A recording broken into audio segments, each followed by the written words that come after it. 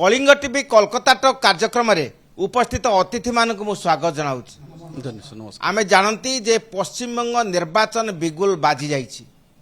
समग्र देश पश्चिमबंग उपर दृष्टि रखिछंती जे एही निर्वाचन रे तृणमूल कांग्रेसर परिवर्तन ना प्रत्यावर्तन। आमे देखिया पाउछंती जे बीजेपी एवं तृणमूल कांग्रेस मध्य लड़ाई तुंग हेबा प्राय निश्चित होइछि। अन्यान्य दलर राजनेता माने मध्य एही प्रचार मैदान में ओह्लै पड़िछंती एवं यह मध्य बीजेपी तृणमूल कांग्रेस बामफ्रंट एवं कांग्रेस पक्षरु प्रार्थी पत्र घोषणा होइछि। तेबे काहेकि एही पश्चिमबंग निर्वाचन प्रति समग्र भारत वर्षर आखि आमे देखिया पाउछन जे 294 विधानसभा केन्द्र एवं प्रतिटी केन्द्र रे सते जेपरि सेना छाउनी हो जाइछि। कारण पूर्वर जो संख्यक सेना बा अर्धसामरिक बाहिनी पश्चिमबंग निर्वाचन को आसती चलित वर्ष तार 2 गुण आसबे बोली जना पड़ी। तेबे यही स्पर्शकातर परिस्थिति रे एभली निर्वाचन जो रणांगन आज सृष्टि होइछि यह काहेकि यही प्रसंग को आलोचना करबा पई कलिंग टीवीर जनप्रिय कार्यक्रम कोलकाता टॉक रे उपस्थित अछंती कोई नगरी सरपंच एवं कंपनी सेक्रेटरी श्रीयुक्त राधावल्लभ मंडल सार, उपस्थित अछंती चार्टर्ड अकाउंटेंट आलोक नायक सार, उपस्थित अछंती विशिष्ट व्यवसायी राधाकांत पात्र एवं चार्टर्ड अकाउंटेंट सनातन बणिक सार। मु प्रथमे सरपंच श्री मंडल सार को पचारि सार कहतु आमे साधारणतः जानती जे गत थर यही पश्चिमबंग निर्वाचन 8 दफारे होइतिला किंतु हठात चलित आसन्न निर्वाचन रे 2 दफा करा जायछि। यही छोट कथा किंतु विशाल चर्चा मध्य को आछि। आर अंततत्व कौन होई पारे? धन्यवाद कलिंग टीवी। देखो भल क्वेश्चन टे पचारे कहीं 2 दफा है गत थर होता 8 दफा किछि किछि कहउचंती जे एटा बीजेपी प्रति खराब हबो कारण जदि 8 दफा रे था पारामिलिटारी फोर्स सेंट्रल फोर्स सब जगह रही पारता किंतु एक्चुअली जिनस नुहे कारण जदि 8 दफा करा जाए तेबे जो सेंट्रल फोर्स बा पारामिलिटारी फोर्स को डिप्लॉयमेंट करा जिवो स्टेट रे से माने एठी कोन 8 फेज रे मिनिमम मासटी एठी रहिया को पड़िबो। तेनु सेही जिनस को एवॉइड करिया पई ता पई गुटे कॉस्ट इफेक्टिवनेस रहिछि ता पई गुटे प्री प्लानिंग करी अलगा जगह रे लॉ ऑर्डर सिचुएशन को कंट्रोल करा जाय पारु नाही। तेनु सेही सब जिनस को आखि आगे रखिकी कारण आमे देखितलु एनालिसिस करी देखिचु पाखापाखि 4,500 कोटी टंकार लॉस हम जदि 8 फेज रे करा जाए तो गोटे फेज रे जदि करा जाए 2टा फेज रे जदि करा जाए तेबे सेही जिनस एते कॉस्ट इफेक्ट बहुत किछि बंची जिवो। सेकंड जिनस 2टा फोर्स रखिले सेंट्रल फोर्स पारामिलिटारी फोर्स को सेंटर बेसी परिमाण रे अलगा स्टेट रु मगै परिबे कारण ओनली 2 दिन वेस्टेज हबो। तेणु से भल भाव में परिचालन करेंगे कारण बीजेपी 2टा फेज रे कले अलगा स्टेट रु पारामिलिटारी फोर्स बा सेंट्रल फोर्स डिप्लॉयमेंट बेसी करिवो निश्चित भाव में ये तो निश्चित भाव में अच्छी ता सहित तो अलगा इफेक्ट को देखा टूरिज्म जति पर्यंत लंबा फेज रे इलेक्शन होतबो आपनकर टूरिज्म बाधा प्राप्त हबो इनकम जनरेशन स्टेट रो बेसी किछि हेई परिबो नाही एजुकेशन पिलामानकर पढ़ापढ़ी प्रति भी असुविधा रही कारण समस्त इलेक्शन प्रति गोटे समस्त इफेक्ट रहे मनटा टाणिक रुहे। तेणु निश्चिंत भाव में 2 फेज रे इलेक्शन होइछि यह देश पई भलो राज्य पई भलो राज्य अर्थनीति पई भलो देशर अर्थनीति पई भलो एवं बीजेपी को सोहिला भाली मत निश्चिंत हो बोली मु भाउछि। मु विशिष्ट व्यवसायी राधाकांत पात्र सार को पचारि सार कहतु जे एई वर्तमान सरकार आपन मतरे कौन तृणमूल कांग्रेस रो परिवर्तन हेबो ना प्रत्यावर्तन हेबो आपन मतरे कौन? धन्यवाद कलिंग टीवी। आज संध्यारे आपण एई राजनीतिक चर्चा रे मते निमंत्रण करथो धन्यवाद देउछि प्रमोद बाबू। आपनकर क्वेश्चन होउछि जे हमर टीएमसी सरकार जो कार्यक्रम रे आपण परिवर्तन चाहुचंती कि नाही तो मु किछि दिन पूर्व को जे चली जिवि जते बेले आमर राज्य रे सीपीएम राजत्व चलथिला एवं लोक चाहिथिले दीर्घ दिन ये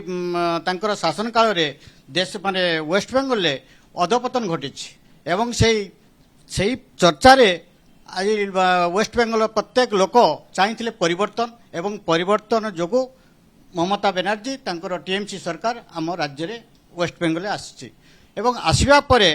जोटा हेछि देशर प्रत्येक आमर वेस्ट बेंगल सरकार रो एवं ए स्टेट रो बहुत किछि हरैछि कौन हरैछि वेस्ट बेंगल सरकार सीपीएम सरकार थिबा समय जो इंडस्ट्री गुड़िक आमर राज्य चली जाइतिला ता सत्ते जहाँ किछि बंचितिला एवं टीएमसी सरकार आसिया परे आमर राज्य रे इंडस्ट्रियलाइजेशन संपूर्ण तलकु जाइछि एवं लोकंकर शांति श्रृंखला एवं स्टेट रो जो सिक्यूरिटी सेफ्टी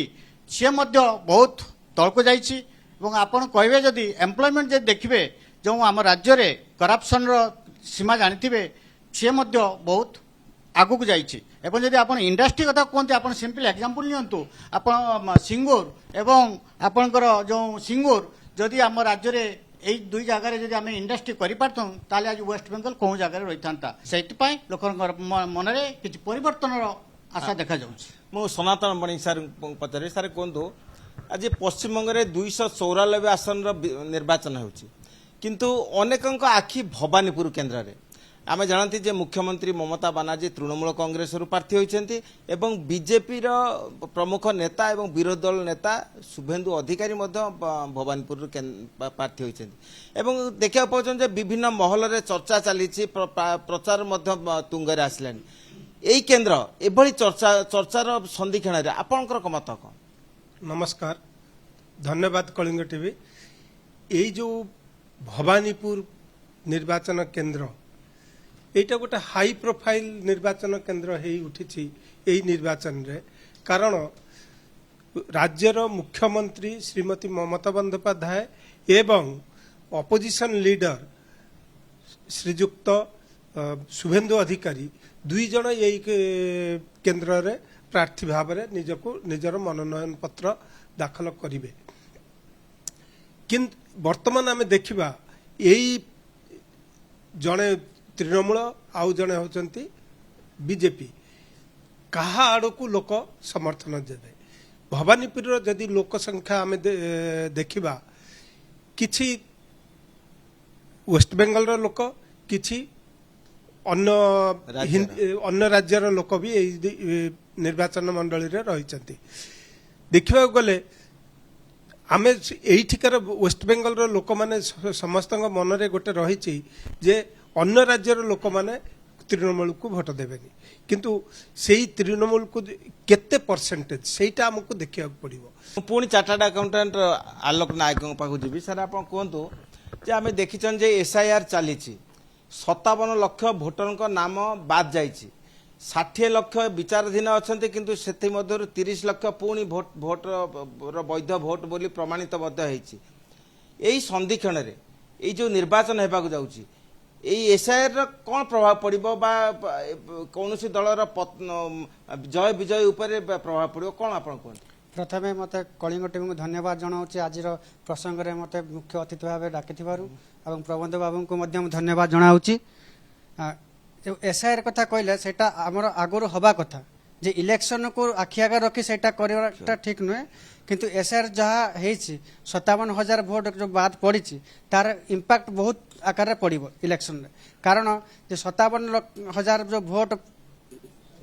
लक्ष जो भोट आपणकर फल्स भोट थिला सेटा आपणकर कटि जाइए ताद्वारा जदि गोटे फैमिली जदि गोटे फल्स भोट थाए तार इम्पैक्ट बहुत थाए कारण से दल फैमिली प्रार्थी माने जहाँ को मनोनीत करेंगे से फल्स भोटा भी तांकरी पार्टी को जीव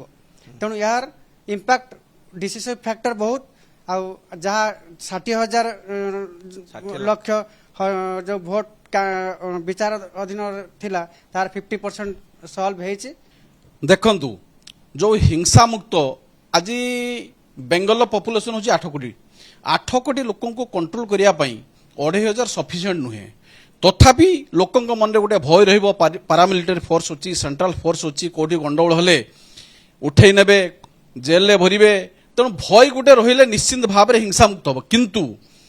सफिशिएंट 2,500 नुहे आपन को सफिशिएंट आहुरी दबाकू पड़ियो पर्याप्त परिमाण दबाकू पड़ियो जदि फेयर इलेक्शन दरकार कारण आप देखिए गत इलेक्शन रे बीजेपी कर्मी 300 रु अधिक कर्मी मृत्युवरण करते तेणु से जिनस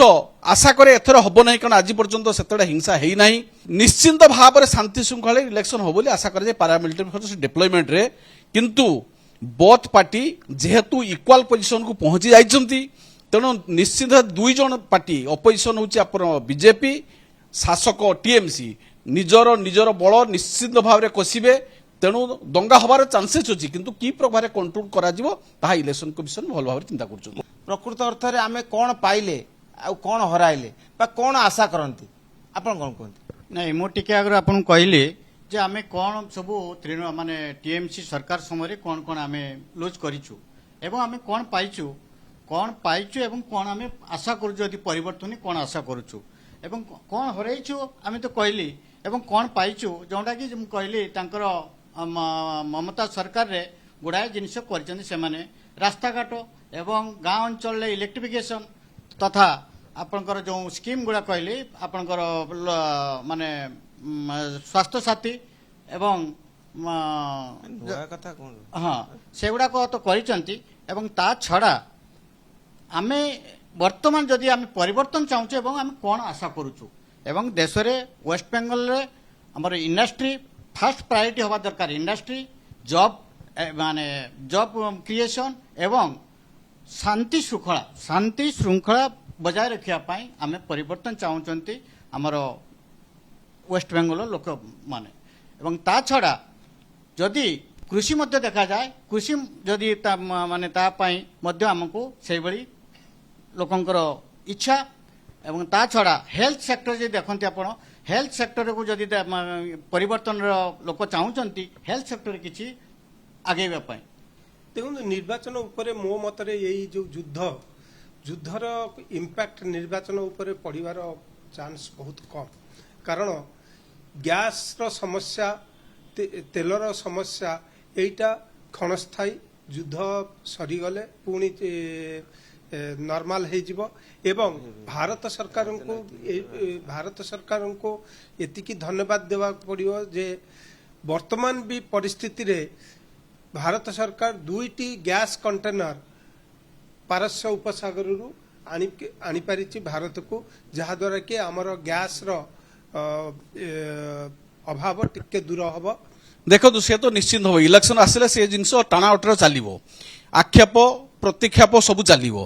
ଆଜି ଦେଖନ୍ତୁ କହିବେ ବିଜେପି ବାଲା ତ ନିଶ୍ଚିତ କହିବେ ଯେ ପ୍ରଧାନମନ୍ତ୍ରୀ କ'ଣ କ'ଣ ଯୋଜନା କରୁଛନ୍ତି ଆୟୁଷ୍ମାନ ଯୋଜନା କାହିଁକି ଲାଗୁ ହେଉନାହିଁ। ଆମେ ଓଡ଼ିଶାରେ ଦେଖିଛୁ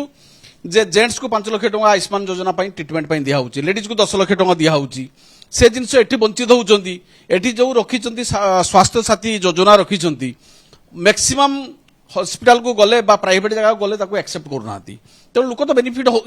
ବେନିଫିଟ୍ ପାଉନାହାନ୍ତି ସେଇଥିରୁ ମ୍ୟାକ୍ସିମମ୍ ଲୋକ ଆପଣ ଦେଖିଥିବେ ବହୁତ ଲୋକ ଓଡ଼ିଶା ପଳାଉଛନ୍ତି ଏଠି ଗୋଟେ ଭଲ ଏମ୍ସ ନାହିଁ ଯଦି ଗଭର୍ଣ୍ଣମେଣ୍ଟ ଏଠି ବିଜେପି ମୁହାଁ ନ ହୁଏ ଏଠି ଗୋଟେ ଦେଖନ୍ତୁ ବେଙ୍ଗଲରେ ଆପଣ ଏତେ ବଡ଼ 8 କୋଟି ପପୁଲେସନ୍ ଗୋଟିଏ ଏମ୍ସ ସେ ବି ସମ୍ପୂର୍ଣ୍ଣ ନୁହେଁ ଭଲ ଖାଲି କାଲକାଟା ଆଇଆଇଏମ୍ ଟାକୁ ଛାଡ଼ିଦେଲେ ଭଲ ଆଇଆଇଏମ୍ ବା ବିଜନେସ୍ ସ୍କୁଲ ନାହିଁ ଆଉ ଇଣ୍ଡଷ୍ଟ୍ରି ତ ଆପଣ 15 ବର୍ଷ ଭିତରେ ଗୋଟେ ସିଙ୍ଗଲ ଇଣ୍ଡଷ୍ଟ୍ରି ବି ପାଇବେନି ବେଙ୍ଗଲରେ କୋଉଠି ଲାଗିଛି ତେଣୁ ଯେଉଁ ଯୋଜନା ଗୁଡ଼ା ରହିଛି ସେ ଯୋଜନାକୁ ଫଳପ୍ରଦ କରିବାକୁ ହେଲେ ବିଜେପି ହେବାକୁ ପଡ଼ିବ। ମେନ୍ ହେଉଛି ସ୍ୱାସ୍ଥ୍ୟ ଉପରେ ବହୁତ ଆପଣଙ୍କର ସରକାରର ବଜେଟ୍ ରହିବା ଦରକାର ଇନଫ୍ରାଷ୍ଟ୍ରକ୍ଚର ଡେଭଲପମେଣ୍ଟ ରହିବା ଦରକାର ରାସ୍ତାଘାଟ କଲିକତାରେ ଦେଖନ୍ତୁ କହିଥିଲେ ଯେ ଆମର ଲଣ୍ଡନ କରିଦେବୁ କିନ୍ତୁ ଲଣ୍ଡନର ଏଲ୍ ଅକ୍ଷରେ ବି ଆପଣଙ୍କର ଏଠି ପାଇବେନି।